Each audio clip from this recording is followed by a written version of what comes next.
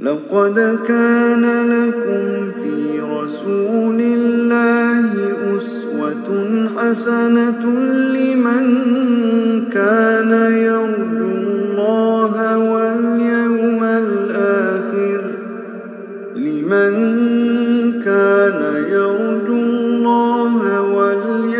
الآخر وذكر الله كثيرا. بسم الله الرحمن الرحيم. الحمد لله والصلاة والسلام على رسول الله وبعد. السلام عليكم ورحمة الله وبركاته. Урматтуу момун мусулман бир туугандар, пайгамбарыбыз саллаллаху алейхи вассаламдын өмүр таржымалы болгон сира сабагын окууну андан ары улантабыз. Биз мына ушул сира сабагыбызды буга чейин Рамазан айынан алдын баштаган элек. Ошол Рамазан айын орозосу себептүү бул сабагыбыз ошол Рамазан айы чыкканча токтоп турган. Эми кайрадан мына ушул сира сабагыбызды пайгамбарыбыз саллаллаху алейхи вассаламдын өмүр таржымалы тууралуу сабагыбызды андан ары окууну улантабыз. Биз буга чейинки сабактарыбызда пайгамбарыбыз саллаллаху алейхи вассалам өмүр таржымалын, сирасын окуп үйрөнүүнүн маанилүүлүгү жана максаттары тууралуу айтканбыз. Жана буга чейинки сабактарыбызда пайгамбарыбыз саллаллаху алейхи вассаламдын ата теги жана ата тегинин санжырасы ошол Ибрахим алейхиссаламга барып, такалары барып уланары тууралуу, жана пайгамбарыбыз саллаллаху алейхи вассаламдын ата энеси, атасы, апасы тууралуу, жана чоң аталары тууралуу айтып өткөнбүз. Бүгүнкү сабагыбызда биз пайгамбарыбыз саллаллаху алейхи вассаламдын төрөлүүсү жана Бани Саад урусунда эмизилүүсү жана апасы Аминанын ааламдан өтүүсү тууралуу айтып өтөбүз. Пайгамбарыбыз саллаллаху алейхи вассалам Мекке шаарында Бани Хашим коргонунда, мындайча айтканда Бани Хашим урусунда ошол пил жылында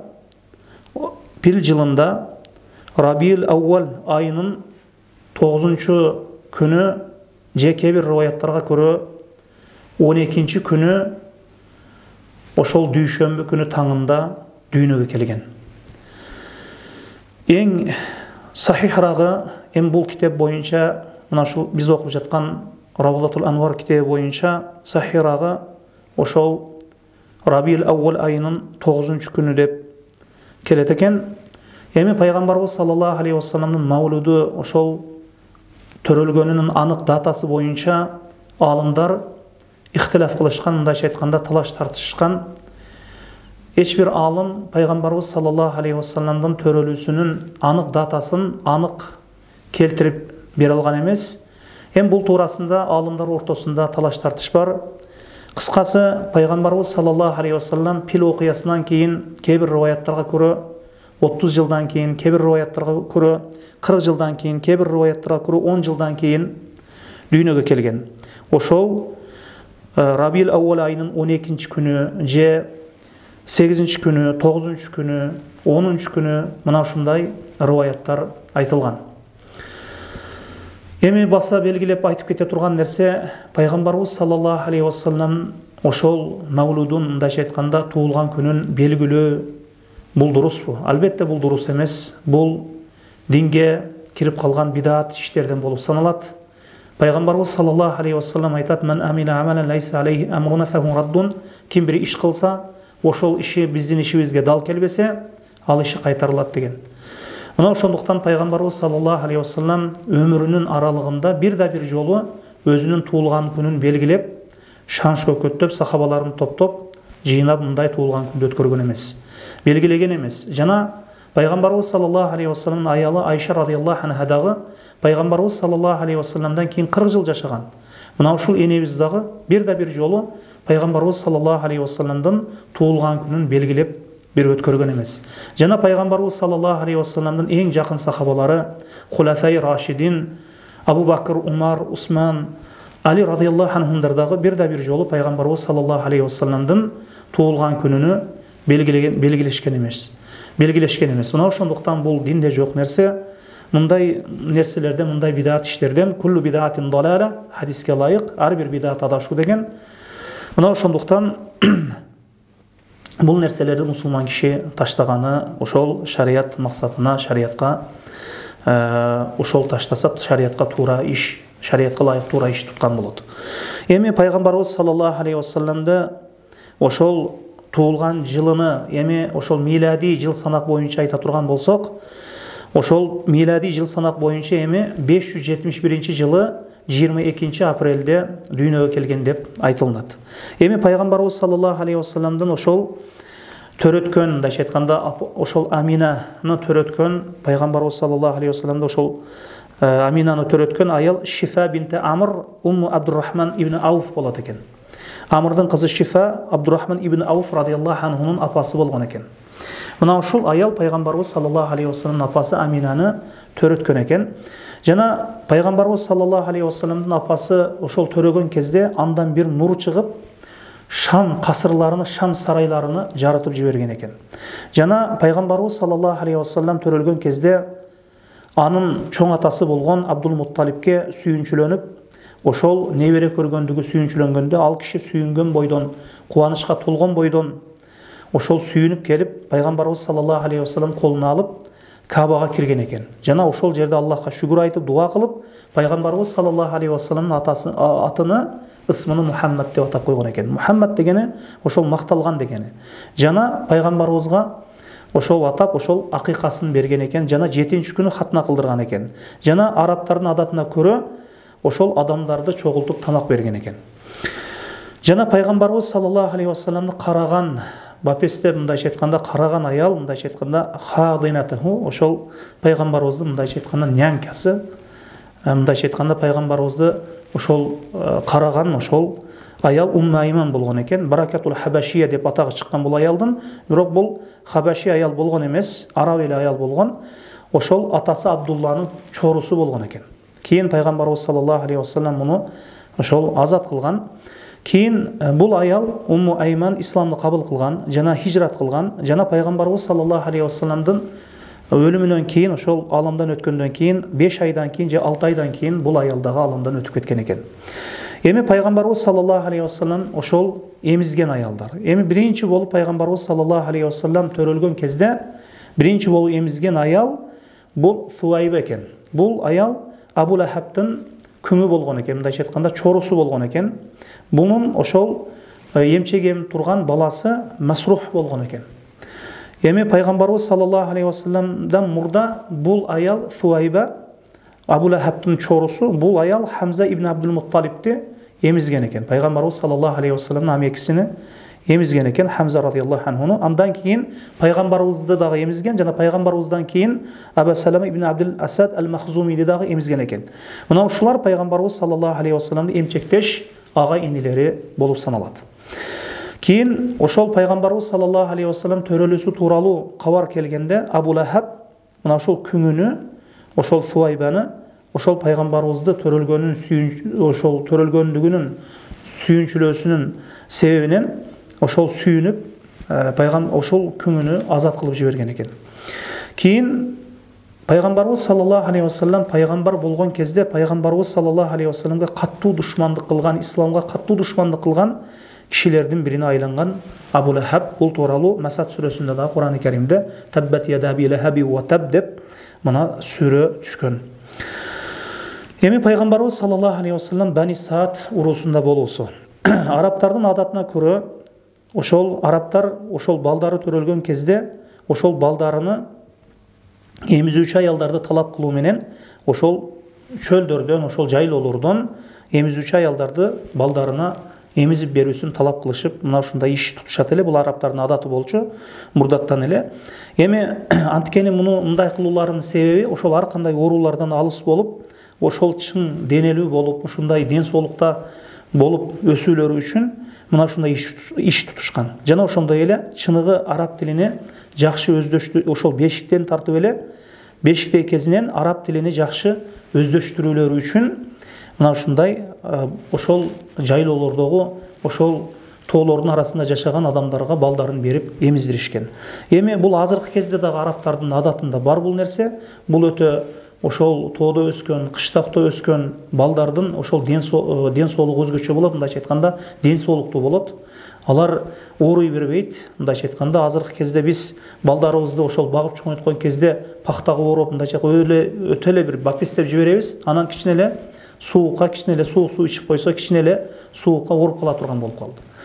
Өзү негизи мындайча айтканда кичине баланы катуураак кармап, мындайча айтканда өтө эле бапестебей, кичине мындай карап, мындайча айтканда мына ушундай кыштак тоолордо мына ушундай өскөн бала өтө ден соолуктуу болот экен.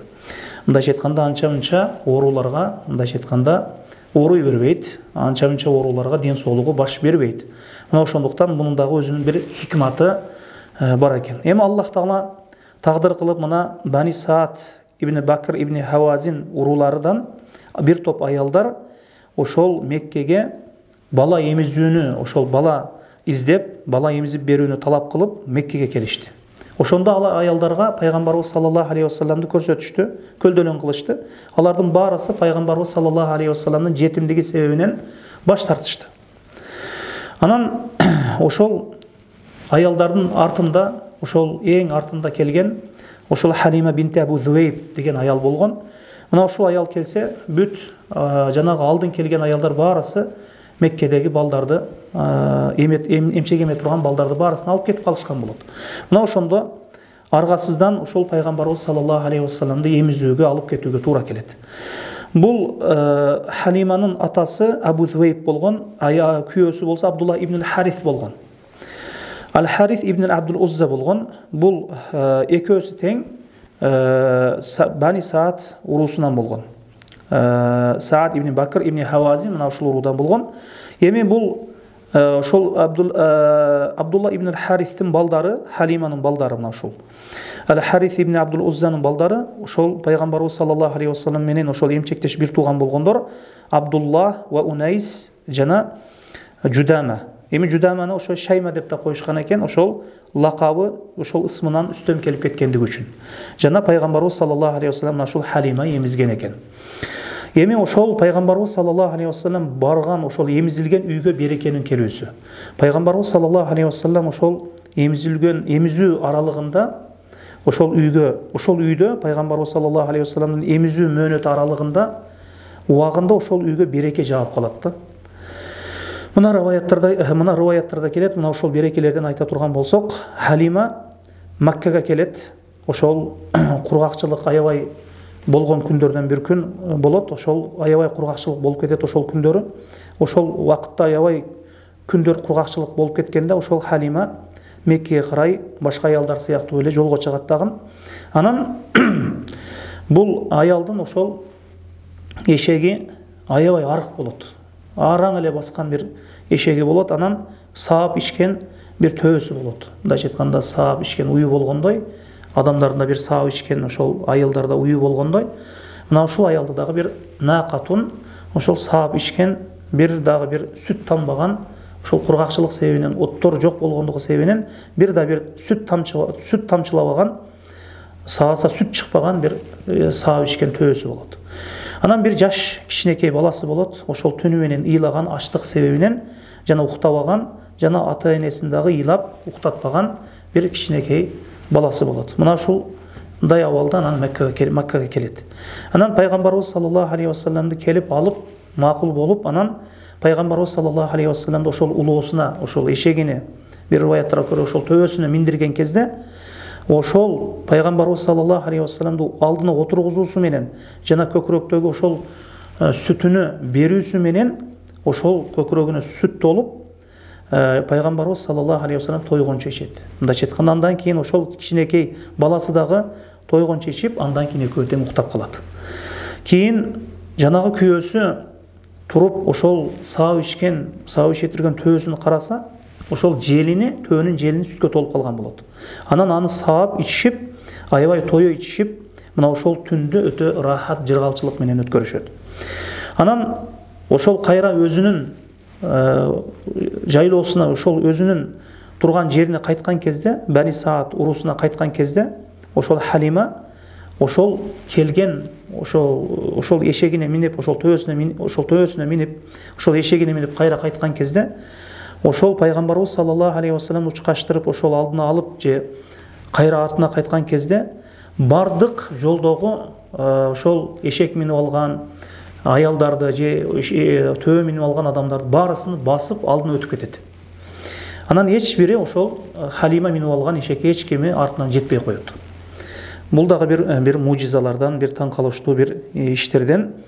Анан Бани Саад ошол урусу турган жер аябай бир Аллах Таала өтө бир кургакчылык берген, мындайча айтканда, Аллах Тааланын өтө бир кургактык баскан бир жери болот да.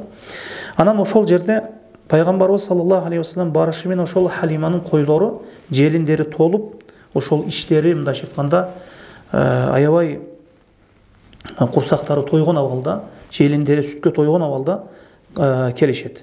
Анан ошол койлорду эми саап ичишет. Жана ошол саап ичишет. Эми бизде эч ким койду саап ичпейт го. Көбүнчө бизде уйду саап ичишет. Эми арабтарда ошол убактарда койду дагы саап ичишкен экен да.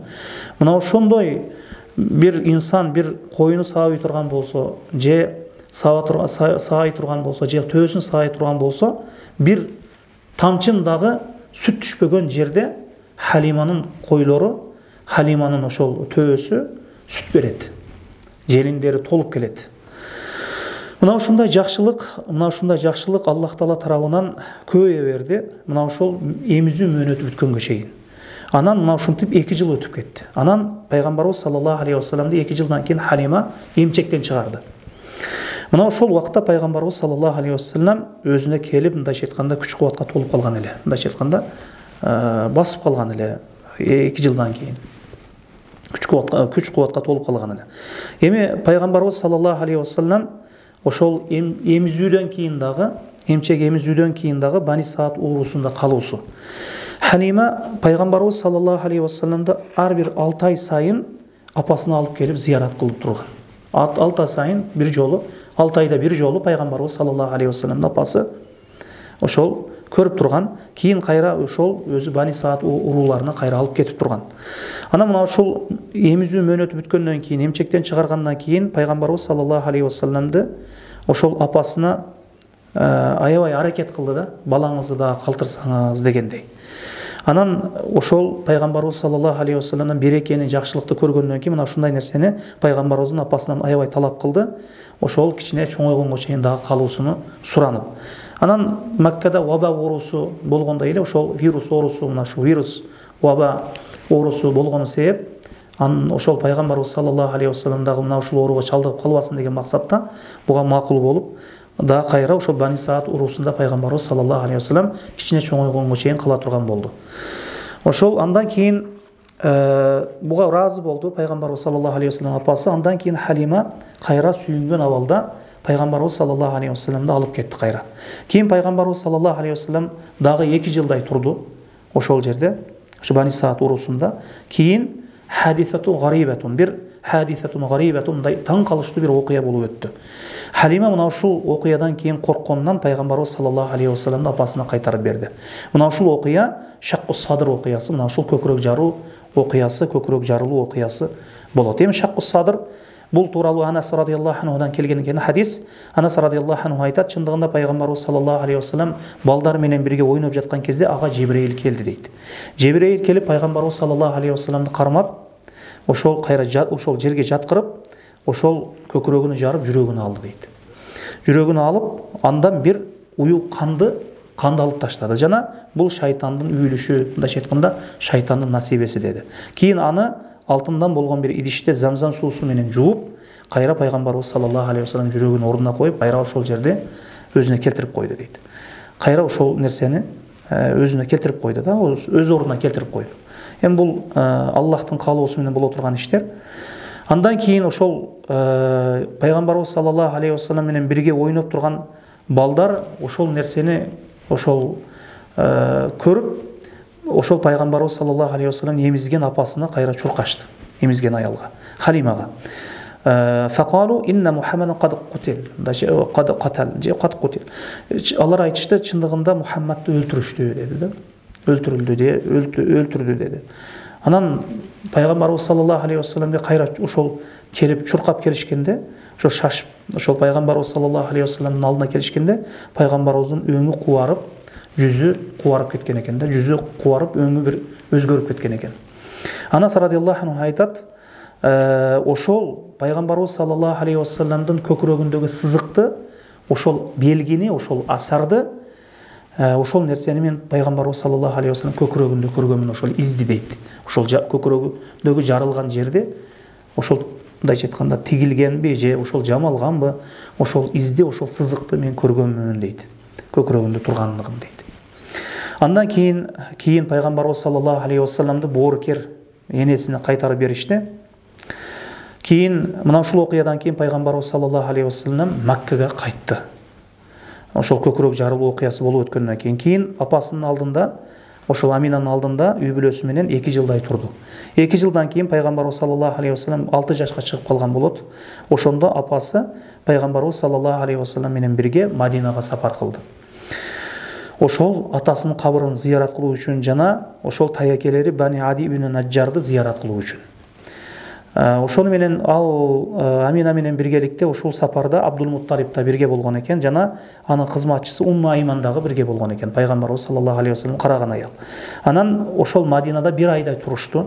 Андан кийин Мадинадан кайра 1 айдай тургандан кийин кайра Меккеге кайткан кезде ошол жолдо Абуа деген жерде ошол Амина ооруп калды. Пайгамбарыбыз саллаллаху алейхи вассаламдын апасы ооруга чалдыгып, ошол жерде аламдан өтүп кетти. Ошол Абуа деген жерге, Макка менен Мадинанын ортосундагы бир жер, мына ошол жерге көмүлдү. Ошол жерге көмүлгөн экен. Кийин пайгамбарыбыз саллаллаху алейхи вассаламды ошол боорукер чоң атасы Абдул-Мутталиб өз карамалыгына алган болот. Мына ошол жерге чейин кыскасы, иншааллаху таала мына ушундай кыска-кыска аз-аздан окуп, пайгамбарыбыз саллаллаху алейхи вассаламдын өмүр баянын иншааллах Аллах кадыр кылганча окуп барабыз. Аллах таала сабактарыбызды дайым кылган болсун. Субханакаллахумма хамдика ашхаду ан ла илаха илля анта астагфирука ва атубу илейк.